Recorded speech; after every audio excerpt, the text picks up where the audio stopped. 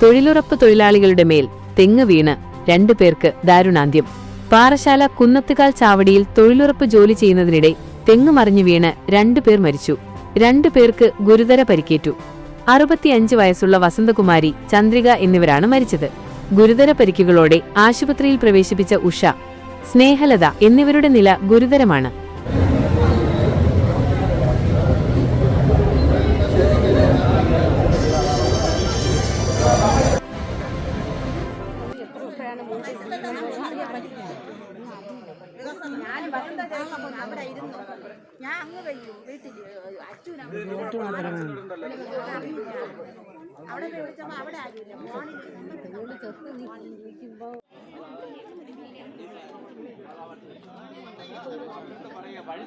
വഴി side road അവിടെ കണ്ടത്തിന് നമുക്ക് ബാധകമാണ്. ഈ ആളുകൾ പൊതു തരത്തിലൂടെ നടന്നു പോകാം. പിന്നെ ഈ സ്ഥലം